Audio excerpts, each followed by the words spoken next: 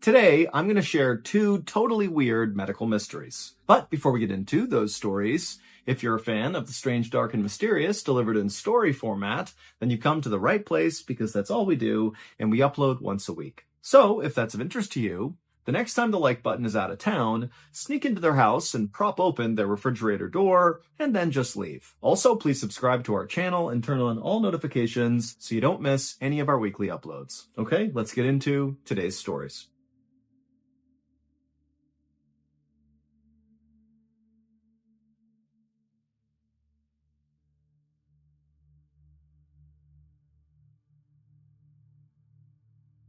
On the evening of July 25th, 2008, a 59-year-old man named Brian Thomas walked hand in hand with his wife Christine out of the restaurant where they had just had dinner. The couple was in this little village right on the coast of Wales, and where they were now walking outside of this restaurant was right along the water. And so as they did that, Brian found himself looking out over the sea, and he saw the reflection of the moon on the waves, and it was so beautiful. And then he turned to his wife, and she was so stunning. And so Brian finally just stopped and kind of just took in all this incredible beauty right in front of him, and he began smiling ear to ear, which was a big departure from how Brian had been feeling over the past few months, because Christine had recently had a big scare. She'd been told she might have cancer, and so she went in for all this testing, and then she and Brian had to wait for it to come back, and the wait was absolute torture. I mean, basically, Brian and Christine were prepping themselves to find out Christine really did have cancer.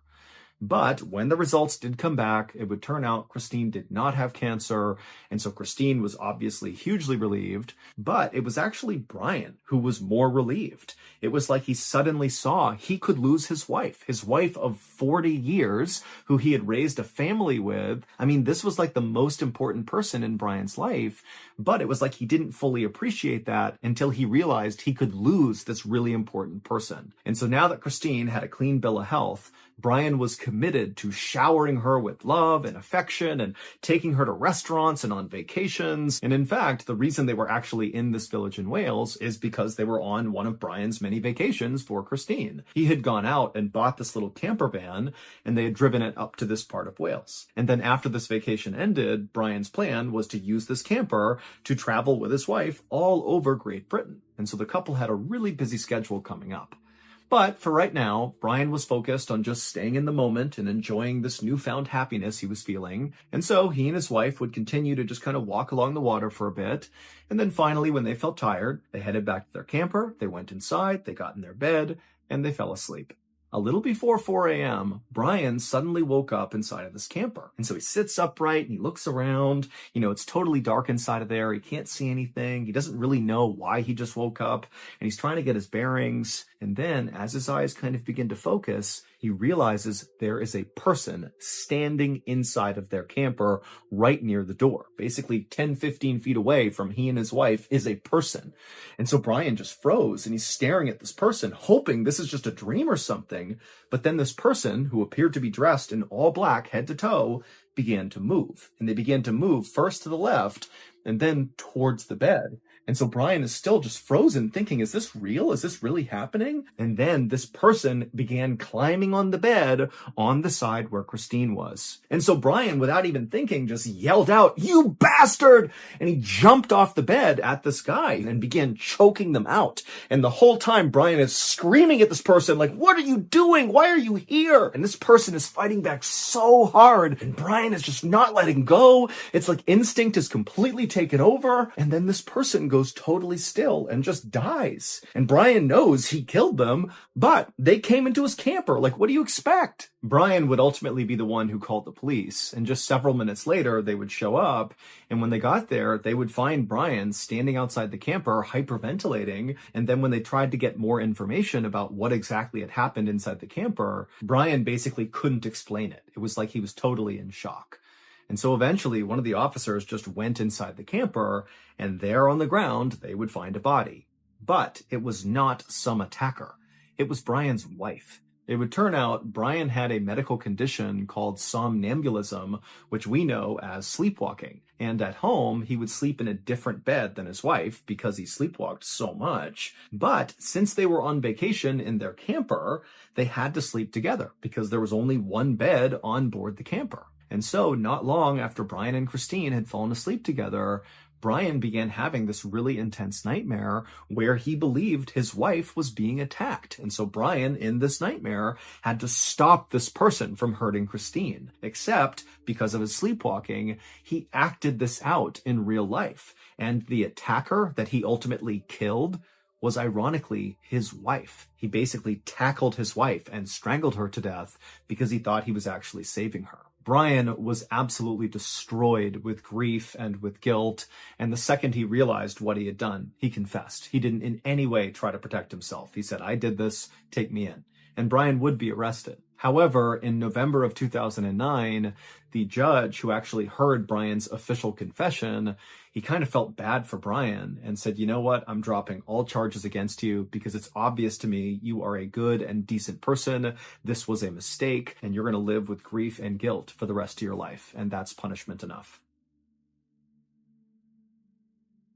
If you don't know this, late last year, we launched a brand new, strange, dark, and mysterious show called Mr. Ballen's Medical Mysteries. And so far, people love it. It is a free weekly show where each week we explore a new, baffling mystery originating from the one place we all can't escape, our own bodies. Topics discussed on the show range from obscure diseases and freak occurrences to totally weird medical mishaps that sometimes result in big, amazing discoveries and other times result in just unimaginable suffering and death. So, if you're a fan of the strange, dark, and mysterious, then you really ought to give Mr. Ballen's Medical Mysteries a try. To start listening, go look up and follow Mr. Ballen's Medical Mysteries on any podcast platform, and boom, you're in. You got yourself a new weekly show. But if you're super impatient, like I am, and you can't wait a whole week to get a new episode, well, with your Prime membership, you can watch batches of 8 episodes of Mr. Ballen's Medical Mysteries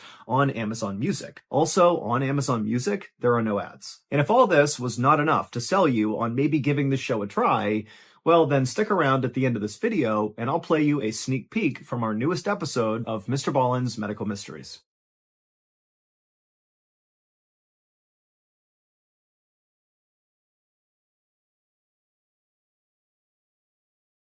One morning in January of 2016, a 45-year-old woman named Lauren walked into an office building in West Virginia where she worked as an office manager, and she dropped her purse, her phone, and her cigarettes on her desk. It was a Friday, and so Lauren was in a really good mood because she was pumped about the weekend.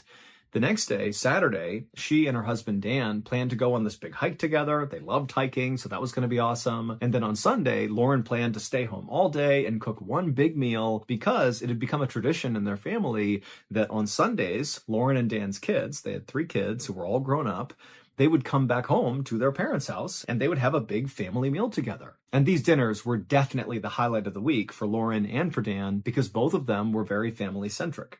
Lauren switched on her computer and then looked at her schedule and saw she had a whole bunch of meetings back to back to back that day. And so immediately she was worried that she would not be able to slip out that day and go for a quick walk, something she had recently been doing a lot of because her doctor had recently told her that she had a blood circulation disorder that was called peripheral vascular disease. And what that meant was the arteries that carried the blood from her heart down to her legs and her feet were becoming blocked. And so her legs and feet were not getting enough oxygen. So far, her only symptoms were the occasional leg cramp, but if the disease got worse, it could lead to pain and mobility issues, and also heart attack and stroke. Luckily, Lauren's doctor told her that she didn't need medication, she just needed to quit smoking, change her diet, and become more physically active. And Lauren had totally leaned into this and was being much more active and had changed her diet.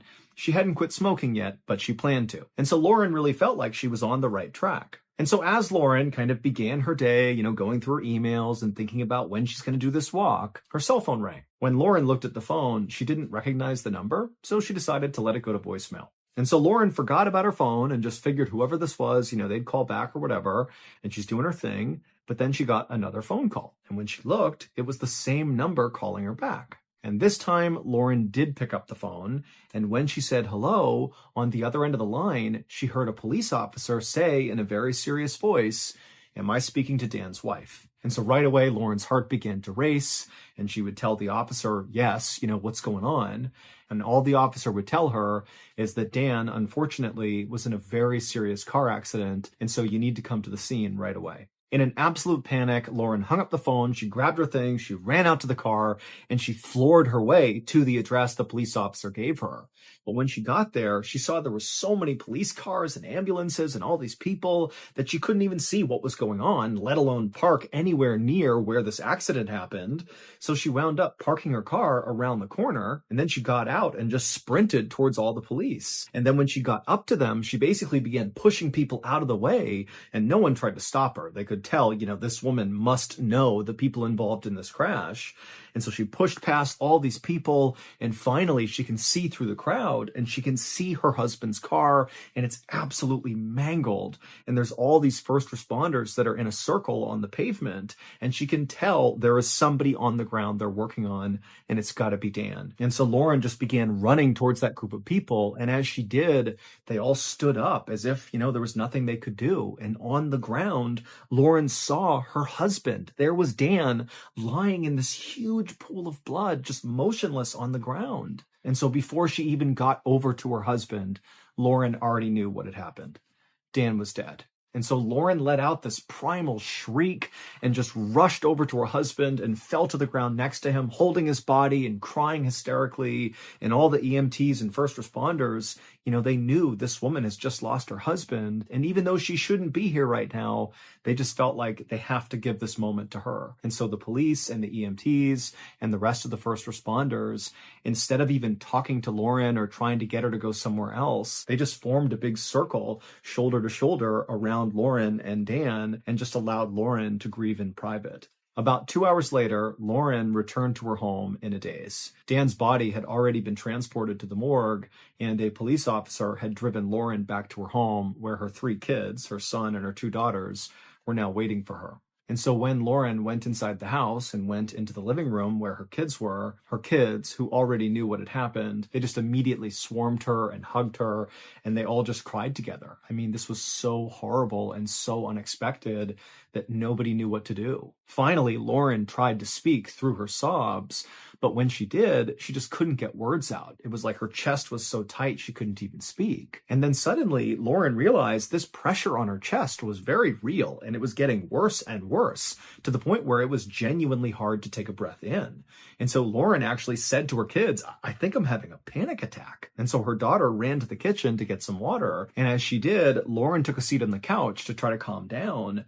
But by the time her daughter came back with the glass of water, Lauren straight up just could not breathe. I mean, she was trying to pull air in, but it wasn't going in, and she was totally panicking. And so she looked at her kids and just mouthed the words, "I can't breathe." At which point the kids understood, like, this is way beyond just grief and sadness. Like, she's having a physical emergency right now. And so one of Lauren's daughters picked up the phone and called 911. A few minutes later, an ambulance arrived, and they would take Lauren to a local hospital.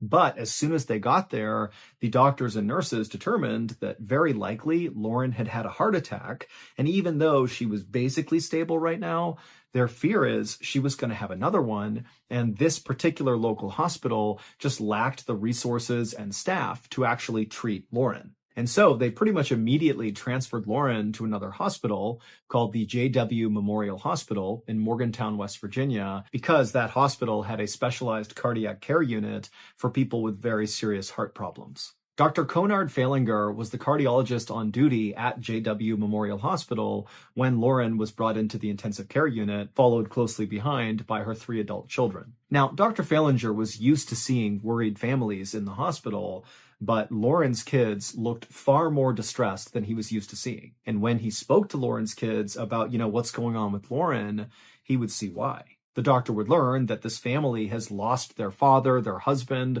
just a few hours earlier. And the mother, Lauren, who's this patient, she laid with her dead husband out on the road in a pool of blood.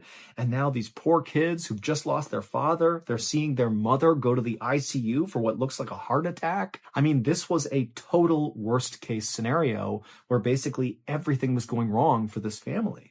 Dr. Falinger did his best to push his emotions to the side. He didn't want to get wrapped up emotionally in this case, but at the same time, the doctor felt a very deep need to save Lauren. Like, let this family have one good thing happen to them. But Lauren's condition was pretty dire. Just like the doctors at that local hospital where Lauren went first, Dr. Falinger also suspected Lauren had a heart attack, very likely because of that blood circulation disorder that she had that basically clogged her arteries. When an artery in the heart gets blocked, the blood can't circulate in the heart, and so the heart dies. And preliminary testing on Lauren showed there was already signs of damage to her heart, in the same way that a heart attack would damage a heart. Her heartbeat was also irregular, and it was too fast, and her blood pressure was dangerously low. And then also, when Dr. Falinger looked at some imaging of Lauren's heart, he could see that the majority of her heart muscle wasn't even moving. Basically, Lauren's heart was working way harder and way faster than it should be to accomplish nothing. And so, very quickly, Dr. Falinger realized that unless he was able to find the blocked artery in Lauren's heart and clear it, that Lauren would die. And so Dr. Falinger looked up at Lauren's 3 kids who were just standing there in silence, waiting for more bad news. And Dr. Falinger said to them, "Your mom needs to go into surgery right now." Nurses wheeled Lauren out of the ICU and into surgery, where she was immediately put under anesthesia. Once Lauren was ready, Dr. Falinger watched on a monitor as another surgeon fed a thin, flexible tube called a catheter into an artery in Lauren's leg and then fed it up towards her heart. This surgery was called cardiac angioplasty. Basically, that surgeon was going to use that catheter, that tube, and put it into Lauren's heart and then shoot dye through that catheter tube into the blood in Lauren's heart. And then Dr. Falinger and the other doctors could watch to see where this dye went. If the dye was pumped out of the heart like it should be, they'd see it go in all different directions. But if at some point on the monitor, the dye just stopped inside the heart and didn't go anywhere, then that would mean they found a blockage. And so when the surgeon had the catheter in Lauren's heart, he injected the dye and they all watched on the monitor and her heart functioned completely fine. There was no blockage in her heart. Now, the doctors weren't entirely convinced yet that there was no blockage, so they pulled that catheter out and they got a different one and they went through the exact procedure all over again to see if maybe that catheter was malfunctioning. But again, that second time, the dye didn't stop anywhere. Her heart seemed to be functioning totally normally. And so Dr. Falinger and the rest of the doctors and surgeons, they were all totally baffled because what this meant was whatever was happening to Lauren or whatever did happen to Lauren was not a heart attack. But make no mistake, Lauren's heart was still absolutely dying. It was just some other thing killing it. Dr. Falinger went back to the drawing board, but realistically, there just weren't that many other things to consider with regards to what was happening to Lauren. Heavy alcohol use could in theory cause what was happening to Lauren, but Lauren didn't drink. Infection was another option, but Lauren showed no signs of having an infection. Certain chemotherapy drugs have been known to damage the heart, but Lauren wasn't on chemo and certainly would not have accidentally been exposed to chemo drugs without knowing about it. And so basically, Dr. Falinger had no clue what was wrong with Lauren, and he didn't even know where to start. And so Dr. Falinger just sat in his office feeling so bad about the fact that, these kids are almost certainly going to lose their other parent. I mean, it was his duty to save Lauren, and he couldn't do it. And he just felt so bad. He couldn't even imagine how he was going to deliver the news to the kids that, your mom's going to die, and we don't know why. I mean, this was the worst for Dr. Falinger. He felt like he had failed as a doctor. But just then, Dr. Falinger has this epiphany. He remembers this weird medical article he had read somewhat recently, and he realized what was going on with Lauren and her family was like the same thing that happened in that article. And because Dr. Falinger did not have any other ideas of how to handle what was going on with Lauren, he decided he would just try to do what they did in that article, because if he was wrong, he had nothing to lose. So Dr. Falinger got up and he ran to Lauren's hospital room. And when he got in there, he saw Lauren's kids and he called them over to him. And he would tell them that he's going to give their mom some medication that's going to spike her blood pressure and keep it high. But then he needs them to gather around her and just talk to her like she's your mom. Talk lovingly, soothingly, remind her that you're still here and that everything is okay. And the kids, they all agreed to do this. And then Dr. Falinger, he gave the medicine to Lauren, and then he watched as her 3 kids circled up around the head of the bed, and they're all crying and holding their mom and telling her how much they love her and please come back to us, come back. And as they're doing this, Dr. Falinger just quietly walked out of the room, hoping this would work. And sure enough, just a week later, Lauren was all better. It would turn out the way in which Lauren lost her husband, both the suddenness of getting that phone call, combined with just the unthinkable horror of seeing your loved one on the road in a pool of blood dead. I mean, that situation was so stressful for Lauren that her brain released a ton of stress hormones into her body. So much so that these stress hormones literally paralyzed her heart. And so you can understand why all the doctors thought this was a heart attack, because this sort of looked like one. But this condition does have its own name. It's called stress cardiomyopathy. However, it's known by its more casual name, which is broken heart syndrome. Basically, Lauren loved her husband so much that to witness what happened to him and to learn about it so suddenly and abruptly, it nearly killed her. And it just so happens that a few months before Lauren was checked into the hospital, Dr. Falinger happened to read a medical article about broken heart syndrome. And the only way you can treat broken heart syndrome is just to try to keep the patient alive long enough that the stress hormones leave their body naturally, at which point their heart goes back to normal. And so Dr. Falinger was able to buy Lauren a little bit of time right at the end there by giving her that medicine that boosted her blood pressure. But Dr. Falinger told her 3 kids that really it was up to them to keep their mother alive. They needed to crowd around their mom and just talk to her and tell her that you love her, show her that you're here with her, give her a reason to fight and hold on. Even though she's not saying or doing anything, she's still alive and she can hear you. So talk to her. And so Lauren's kids just sat around their mother and just showered her with love and affection. And sure enough, a few days later, when Lauren did kind of come out of it and recover, she would say that she felt herself drifting off towards death. I mean, she really knew she was dying, but then she remembers hearing her kids calling to her and saying how much they loved her and to please come back. We need you. We already lost Dad. We got to keep you. And Lauren would say that's the reason she's still here today, is because she held on for her kids. She felt like it was her duty to be here for her family. And so that's what saved her life.